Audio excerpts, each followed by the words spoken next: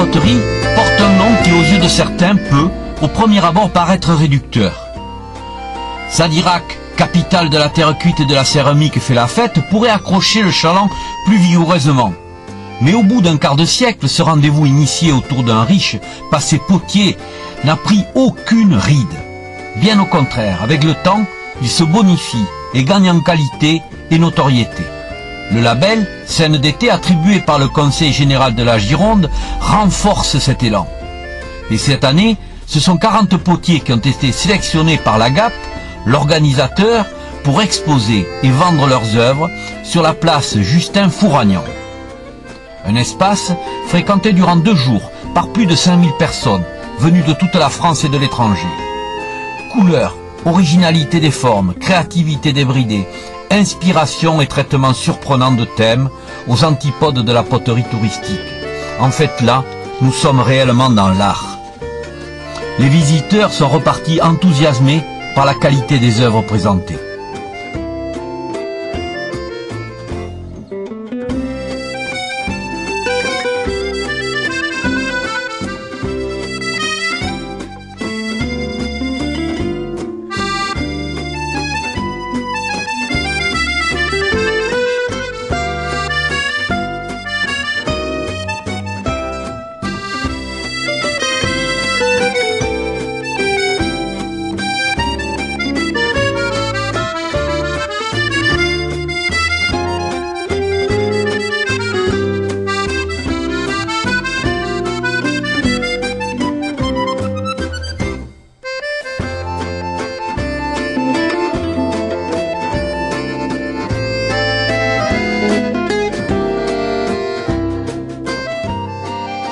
La fête est là aussi, avec de multiples animations durant ces 3 jours.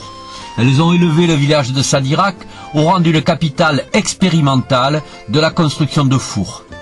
Avec pour cela aux manettes un allumé de la combustion, ô combien sympathique et impressionnant de connaissance, Thierry. Avec son allure de professeur Nimbus, il est capable de fabriquer des fours avec un peu n'importe quoi. Donc dans l'idée, c'est de faire un four dans la terre. Le principe en fin de compte des cours que je peux donner, c'est de pouvoir cuire des poteries avec un minimum de moyens, avec des choses qu'on a autour de nous.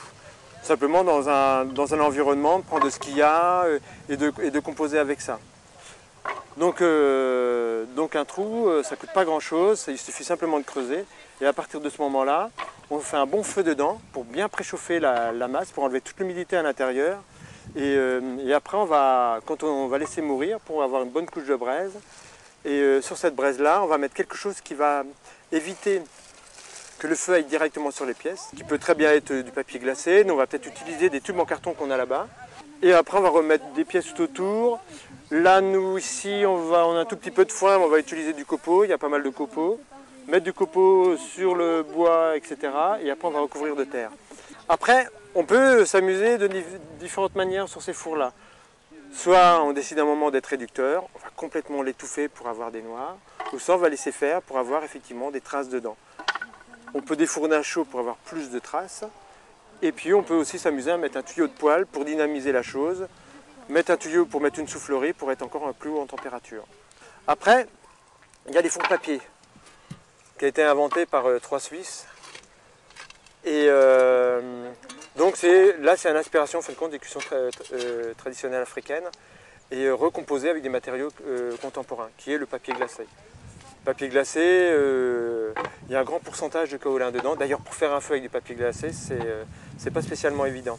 En fait, quand on crée une coque pour garder le feu à l'intérieur, le même principe que ça. Simplement, la coque, on peut dire, elle est un peu inversée, c'est rigolo, parce qu'on a un côté un peu positif et négatif au niveau de la forme. Donc c'est vraiment pour canaliser le feu à l'intérieur. Donc il y a un rayonnement de la température qui va sur l'extérieur, mais qui est amoindri effectivement par le papier glacé avec de l'argile dessus. En fin de compte, on fait un espèce de torchis moderne. Alors on peut très bien avoir des cuissons qui traînent autour de 700 degrés, et puis on peut avoir des cuissons qui montent à 1200 degrés. Je suis monté à 1200, je ne me rappelle plus trop du chiffre. Une soirée de samedi soir sous les lampions, qui s'est terminée par l'ouverture spectaculaire d'un four à cuisson raku.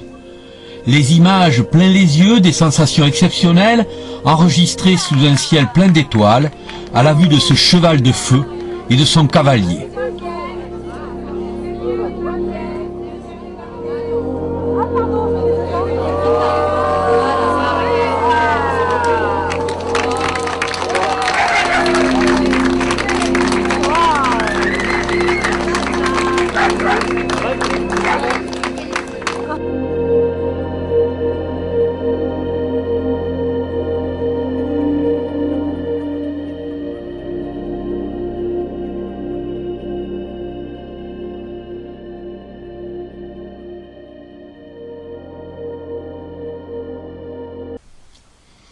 Elle tombe d'un long tube en carton, au fonctionnement proche d'une tuyère.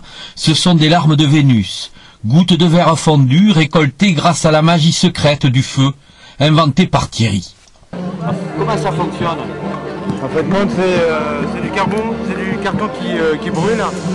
Et de par de sa hauteur, de son tirage, ça monte facilement une température de 1000 degrés qui est suffisant pour fondre les verres. Et on a du verre, j'ai mis du verre dans des pots tout en haut dans des grillages. Et avec la température, avec son effort. Donc la différence changera parce que là on a des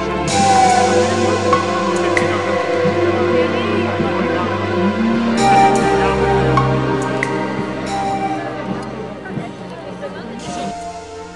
Mais question four, nos potiers de la Gap ne sont pas les derniers. Depuis plusieurs années, ils cuisent une production de pièces spécifiquement réalisée pour cette fête. Le four médiéval, en piteux état, en fin de saison dernière, a été totalement rénové, sous la houlette de Yves Brault et de Guénola Boulet, avec les jeunes du collège de Créon. Chargé en début de festivité, après 2 jours de cuisson, son défournement s'effectue le dimanche soir, avec une vente des pièces à la criée.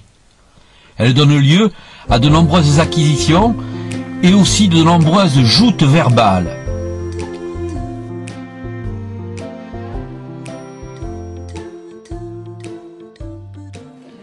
Donc on va commencer par un pot de char, on va dire 45 euros.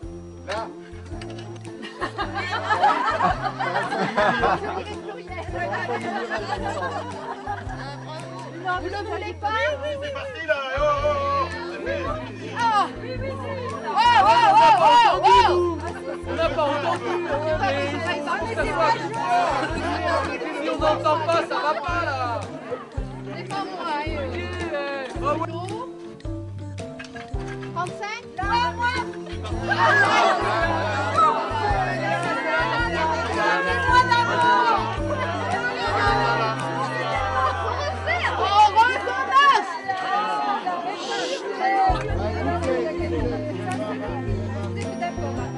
Est-ce que vous voulez qu'on fasse ce petit lot? Bon, c'est la petite. Après, il y en a d'autres pour vendre séparément. Mais, est-ce que vous êtes d'accord? Alors, c'est 35. Oui. Là.